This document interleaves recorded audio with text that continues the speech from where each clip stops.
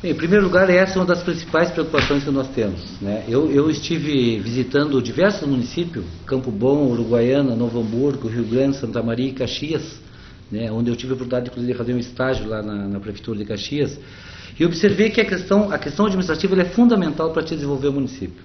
Na verdade, tu tem que criar uma série de questões técnicas com relação a esse procedimento, né? O que eu vejo que não existe aqui, por exemplo? Não existem metas. Tu não tem planejamento com relação à questão administrativa. Se tu tivesse um planejamento efetivo com relação a isso, tu teria metas a serem cumpridas por cada secretaria. Isso não existe, ninguém sabe o que alguém está fazendo hoje. Tem um exemplo belo aqui ao lado, que foi implantado pelo intendente Tabaré, né? E na implantação eu estive acompanhando ele lá, que é na verdade um sistema onde o prefeito ele tem a visibilidade e o controle de todas as ações administrativas que tem o processo todo, que é muito complexo na verdade. Então o que nós pretendemos? Nós pensamos fazer uma grande reforma administrativa para enxugar a máquina no sentido de dar versatilidade para ela. O poder público só funciona se tu tem versatilidade.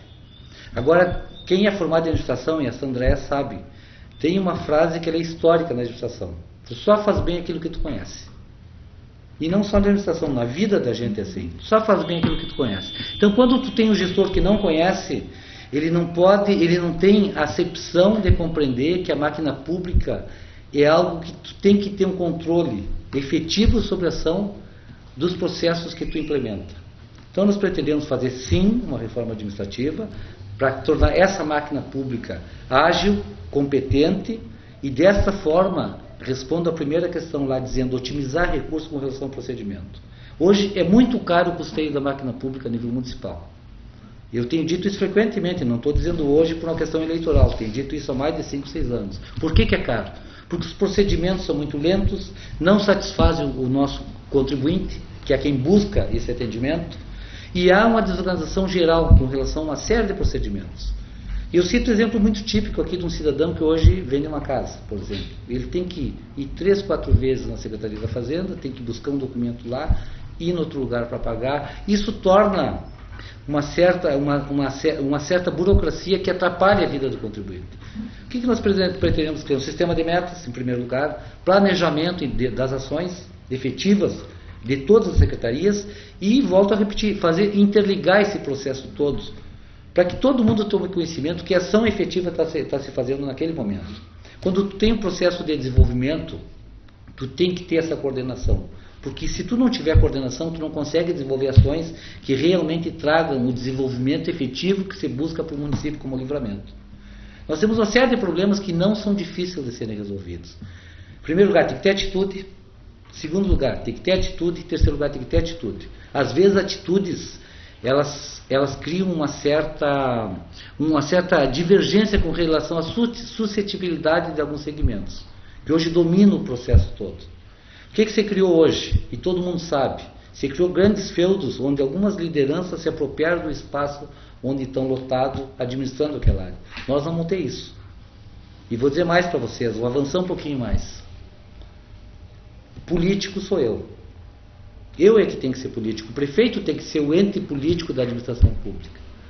Vou privilegiar técnicos muito mais do que os políticos. Os políticos têm que dar a visão social do governo. Agora, quem dá o caminho são os técnicos. Então, assim, eu por ser da área, ter um conhecimento talvez um pouco mais aprofundado, mas ao mesmo tempo ter a sensibilidade com o político, no meu entendimento seria importante de que se compreenda essa questão. Por quê? Porque é algo muito tênue.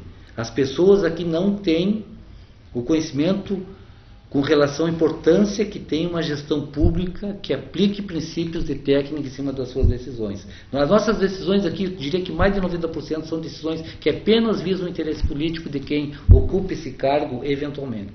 E o resultado é esse que está aí. Quando eu digo que tem uma série de responsabilidades em 1995, tem uma série de responsabilidades no ano 2000 que foram tomadas, tem uma série de irresponsabilidades com o processo de prevaricação com relação a fatos que são consumados, né, que tentam privatizar o poder público no sentido de quê? De privilegiar segmentos que são segmentos extremamente perdulários para o poder, que é a questão da terceirização. Né? Em princípio, eu sou contra a terceirização. Por quê? Porque eu acho que tu precariza o segmento público. tu dá para a iniciativa privada uma inserção extremamente importante dentro da situação econômica do município e tu não vê um resultado efetivo.